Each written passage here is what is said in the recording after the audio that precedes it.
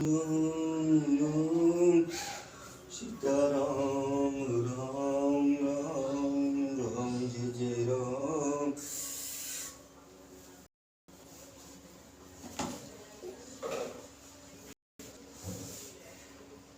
जय श्री सीताराम।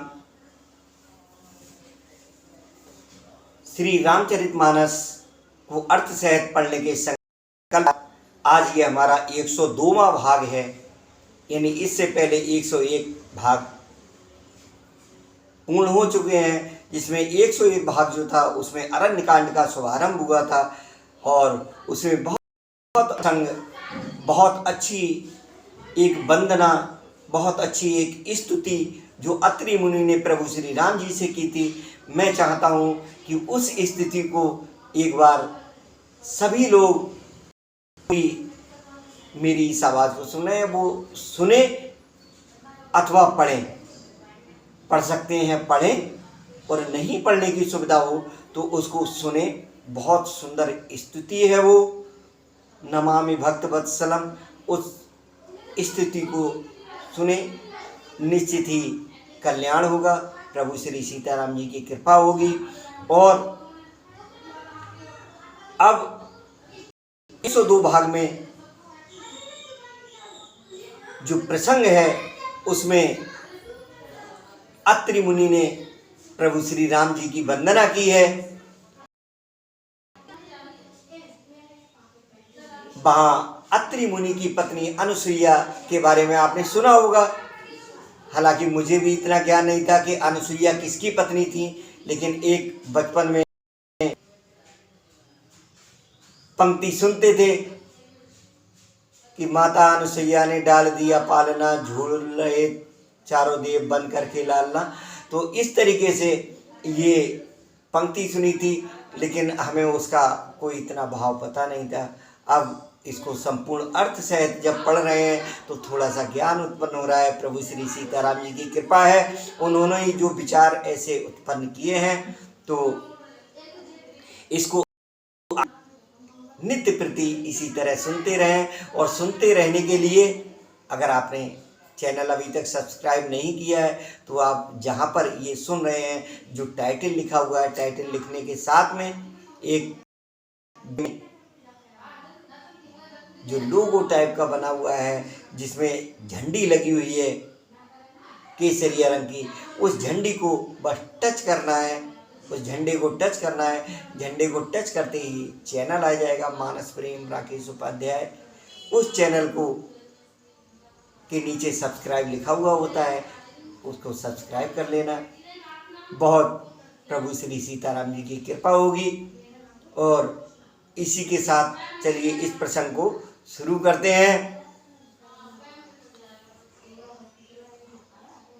तो बिनती कर मुन नाय सिर कह कर जोर बहोर, चरण सरोरो नाथ जन कवो तजे मत मोर। तो ये पिछले भाग में हमने जो दोहा पढ़ा था कि मुनि ने इस प्रकार विनती करके और फिर सिर नवाकर विनती किस प्रकार की थी, वो विनती आप उसमें पढ़ ही लेंगे। और उन्होंने हाथ जोड़ करके बस यही कहा था कि हे नाथ, मेरी बुद्धि आपके चरण कमलों को कभी ना छोड़े, बस ऐसी प्रीति बनाए रखना। और इसके बाद जो आज की चौपाई का शुभारंभ करते हैं उससे पहले गणेश जी की एक बार वंदना कर लेते हैं, जैसा करते हैं नित्य प्रति। ओम वक्रतुंड महाकाय, वक्रतुंड महाकाय सूर्यकोटि संप्रभा, निर्विघ्नं कुरु मे देव सर्वकार्येषु सर्वदा। विघ्नेश्वराय वरदाय सुरप्रियाय लंबोदराय शकलाय जगतिताय, नागाननाय श्रुति यज्ञ विभूषिताय गौरीसुताय गणनाथ नमो नमस्ते। ओम श्री परमात्मने नमः। मंगल भवन अमंगल हारी, हरे राम राम द्रवो सुदशरथि अजिर बिहारी, हरे राम राम। अनुसैया के बद के सीता, अनुसैया के पद के गए सीता, मिली बहोर सुशील विनीता, ऋषि पत्नी मन सुख अधिकाई, आशीष दे निकट बैठाई।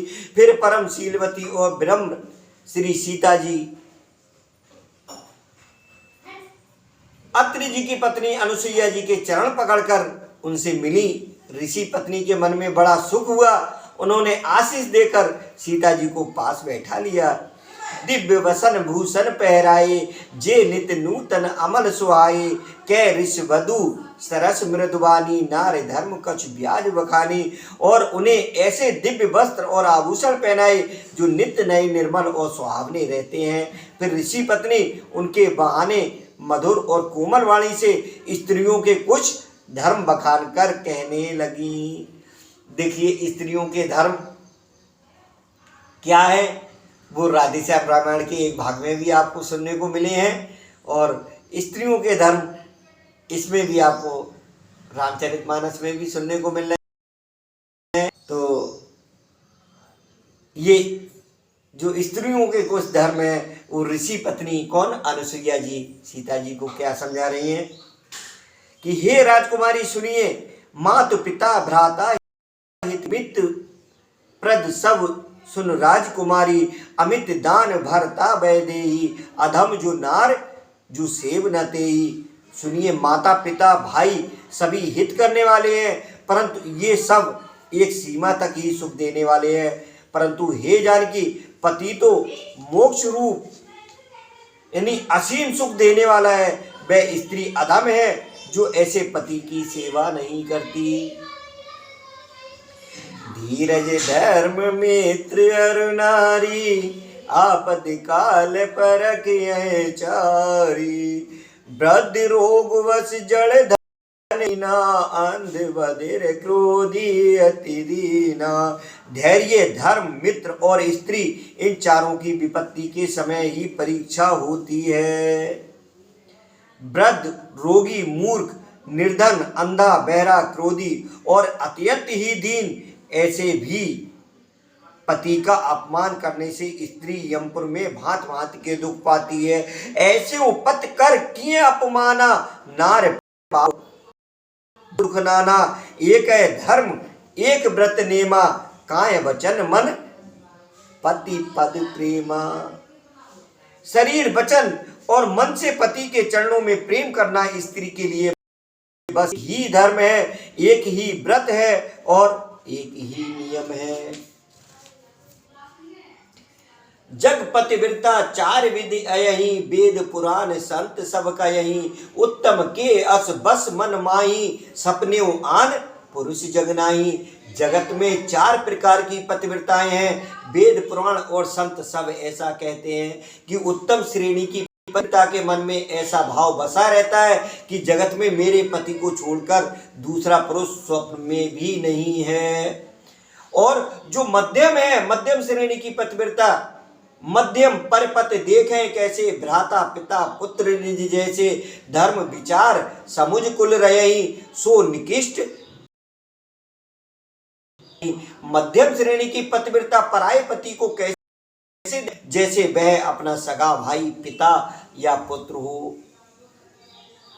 जो धर्म को विचार कर और अपने कुल की मर्यादा समझकर बची रहती हैं, वह निकृष्ट निम्न श्रेणी की स्त्री हैं, ऐसा वेद कहते हैं।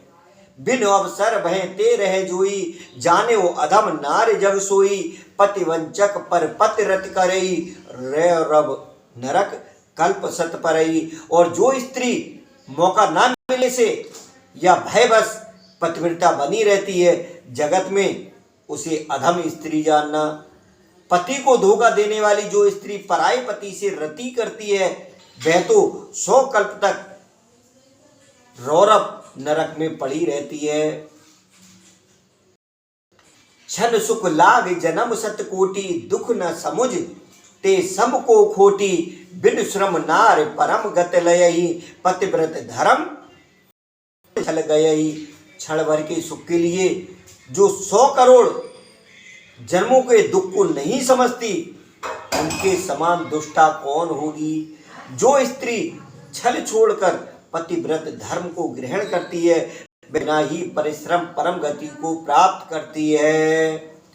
पति प्रतिकूल जन्म जह जाई, विधवा होए पाए तरुणाई। किंतु जो पति के प्रतिकूल चलती है वह जहां भी जाकर जन्म लेती है वहीं जवानी पाकर भरी जवानी में विधवा हो जाती है। सहज अपावन नारपत सेवत शुभगत लह, जसु गावत श्रुति चार्य अजऊ तुलसी का हरे प्रिय। स्त्री जन्म से ही अपवित्र, किंतु पति की सेवा करके वह अनायास ही शुभ गति प्राप्त कर लेती है। पतिव्रत धर्म के कारण ही आज भी तुलसी जी भगवान को प्रिय हैं और चारों वेद उनका यश गाते हैं। सुन सीता तव नाम सुमिर, नार पतिव्रत करें तो ये प्राण प्रिय राम कहूं कथा संसार हित। हे सीता सुनो, तुम्हारा तो नाम ही ले लेकर स्त्रियां पतिव्रत धर्म का पालन करेंगी। तुम्हें तो श्री राम जी के प्राणों के समान प्रिय, तुम्हें तो श्री राम जी प्राणों के समान प्रिय हैं। ये पतिव्रत धर्म की कथा तो मैंने संसार के हित के लिए कही है। सुन जानकी परम सुख पावा, सादर तास चरण सुरनावा। तब मुनि सन कह कृपा निदाना, आयस हुए जाओ बन जाना। जानकी जी ने सुनकर परम सुख पाया और आदर पूर्वक उनके चरणों में शरण नमाया। तब कृपा की खान श्री राम जी से मुनि ने कहा, आज्ञा हो तो अब दूसरे वन में जाऊं। संतत मुँह पर कृपा करेहु, सेवक जान तजो जननेऊ। धर्म धुरंधर प्रभु कह वाणी, सुन सप्रेम बोले मुनि ज्ञानी। मुझ पर निरंतर कृपा करते रहिएगा और अपना सेवक जानकर स्नेह ना छोड़िएगा। धर्म धुरंधर प्रभु श्री राम जी के वचन सुनकर ज्ञानी मुनि प्रेम पूर्वक बोले कि जासु कृपा अज शिव सनकादि, चहत सकल परमार्थवादी। ब्रह्मा शिव और सनक आदि सभी परमार्थवादी तत्ववेत्ता जिनकी कृपा चाहते हैं, हे राम जी ते तुम राम अकाम प्यारे, दीन बंद मृद वचन उचारे। आप वही निष्काम पुरुषों के भी प्रिय और दीनों के बंधु भगवान हैं जो इस प्रकार कोमल वचन बोल रहे हैं। अब जानी मैं श्री चतुराई, भजी तुम्हें सब देव बिहाई। जे समान अत से नहीं कोई, ताकर शील कस न अस होई। अब मैंने लक्ष्मी जी की चतुराई समझी, जिन्होंने सब देवताओं को छोड़कर आप ही को भजा, जिसके समान सब बातों में अत्यंत बड़ा और कोई नहीं है। उसका शील भला ऐसा क्यों ना होगा। के विद कहो जाऊं अब स्वामी, कहो नाथ तुम अंतर्यामी। अस कह प्रभु बिलोक मुनि धीरा, लोचन जल वह पुलक शरीरा। मैं किस प्रकार कहूँ कि हे स्वामी आप अब जाइए, हे नाथ आप अंतर्यामी हैं, आप ही कहिए। ऐसा कहकर धीर मुनि प्रभु को देखने लगे। मुनि के नेत्रों से प्रेम अश्रुओं का जल बह रहा है और शरीर पुलकित है। देखिए अभी रामचरितमानस में जो हम पढ़ रहे हैं, यहाँ अनुसुईया माता अनुसुईया ने जानकी जी को जो पतिव्रता धर्म, नारी धर्म, स्त्री धर्म के बारे में बताया, उसी प्रकार से आप पिछले जो राधेश्याम रामायण के भाग हैं, देखिए हमने दोनों रामायण को पढ़ा है, राधेश्याम रामायण भी और रामचरितमानस भी। रामचरितमानस का जो पाठ है वो चौपाइयाँ सीधी सीधी हर किसी के समझ में नहीं आती हैं, मेरे समझ में नहीं आती हैं, तो उन चौपाइयों का अर्थ सहित उसको आप सुन ही रहे हैं जैसा सुन रहे हैं। और जो राधेश्याम रामायण है उसमें कोई अर्थ निकालने की जरूरत नहीं है, उसमें स्वयं में अर्थ है। तो उसमें आप उस नारी धर्म, पतिव्रता धर्म के अलावा पुरुष धर्म के बारे में भी सुनेंगे, समझेंगे। तो उस भाग को भी आप सुनना जिसमें स्त्री धर्म और पुरुष धर्म के बारे में बताया गया है, जिससे सिर्फ नारी का ही धर्म नहीं है बल्कि पुरुष का भी धर्म है। अगर पति है तो पत्नी व्रता भी होना चाहिए, उसके लिए आप पिछले भाग में उसमें सुनेंगे। तो तन पुलक निर्वर प्रेम पूरन नयन मुख पंकज दिए मन ज्ञान गुण गोतीत प्रभु में दीख जप तप का किए जप जोग धर्म समूह ते नर भगत अनुपम पावई रघुवीर चरित पुनीत निस दिन दास तुलसी गावई। मुनि अत्यंत प्रेम से पूर्ण है, उनका शरीर पुलकित है और नेत्रों को श्री राम जी के मुख कमल में लगाए हुए हैं। मन में विचार कर रहे हैं कि मैंने ऐसे कौन से जप तप किए थे जिसके कारण मन ज्ञान गुण और इंद्रियों से परे प्रभु के दर्शन पाए। जप योग और धर्म समूह से मनुष्य अनुपम भक्ति को पाता है। श्री रघुवीर के पवित्र चरित्र को तुलसीदास रात दिन गाता है। कलमल समन दमन मन राम सुजस सुख सादर सुने जे तिन पर राम रहे अनुकूल। तो श्री रामचंद्र जी का सुंदर यश कलयुग के पापों का नाश करने वाला, मन को दमन करने वाला और सुख का मूल है। जो लोग इसे आदर पूर्वक सुनते हैं उन पर श्री राम जी प्रसन्न रहते हैं। अब एक चीज और समझिए कि इसमें ये जो कथा सुन रहे हैं, ये जो कथा है, जो रामचरितमानस है, ये इसमें यही कथा भगवान भोलेनाथ ने माता पार्वती के अनुग्रह करने पर उनको सुनाई है। तो कठिन काल कोस धर्म न ज्ञान न जोग जप परिहर सकल भरोस रामहे भजयति चतुर नर। ये कठिन कलिकाल पापों का खजाना है, इसमें ना धर्म है, ना ज्ञान है और ना योग तथा जप ही है। इसमें तो जो लोग सब भरोसों को छोड़कर श्री राम जी को भजते हैं वे ही चतुर हैं। मुनपद कमल नाय कर सीसा चले बने सुर नर मुनि ईसा। आगे राम अनुज मुनि पाछे मुनिवर वेश बने अति काछे। मुनि के चरण कमलों में सिर नवाकर देवता मनुष्य और मुनियों के स्वामी श्री राम जी वन को चले। आगे श्री राम जी हैं और उनके पीछे छोटे भाई लक्ष्मण जी हैं। दोनों ही मुनियों का सुंदर वेश बनाए अत्यंत सुशोभित हैं। उभय बीच श्री सोए है कैसी ब्रह्म जीव बिच माया जैसी। तो जानकी जी ऐसी सुशोभित हो रही हैं। सरता वन गिर अवघट घाटा पत पहचान देह अवर बाटा। पर्वत और दुर्गम घाटियां सभी अपने स्वामी को पहचान कर सुंदर रास्ता दे देते हैं। जय जय जाए देव रग रोया करें मेघ तय नव छाया मिला असुर विराध मग जाता अवत ही रघुवीर निपाता। जहाँ जहाँ देव श्री रघुनाथ जी जाते हैं वहाँ वहाँ बादल आकाश में छाया करते जाते हैं। रास्ते में जाते हुए विराध राक्षस मिला, सामने आते ही श्री रघुनाथ जी ने उसे मार डाला। तुरतः रुचिर रूप ते पावा देख दुखी निज धाम पठावा। मुनि पुण्य आए जय मुनि सरभंगा सुंदर अनुज जानकी संगा। श्री राम जी के हाथ से मरते ही उसने तुरंत दिव्य रूप प्राप्त कर लिया। दुखी देखकर प्रभु ने उसे अपने परम धाम को भेज दिया।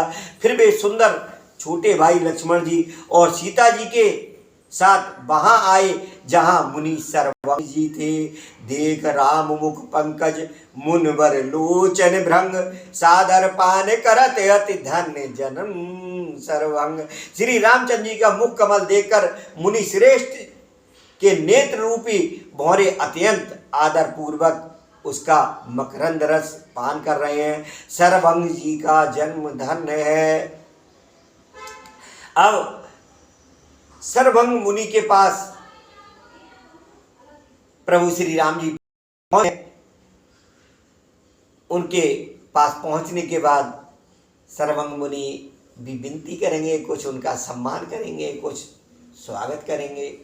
राम जी उनसे आशीर्वाद लेंगे और उस सुंदर प्रसंग को इससे अगले भाग में 103 नंबर भाग में सुनेंगे। अभी यहीं विश्राम करते हुए बोलिए सियावर रामचंद्र भगवान की जय, पवन सुत हनुमान की जय, उमापति महादेव की जय। जय जय श्री राधेश्याम।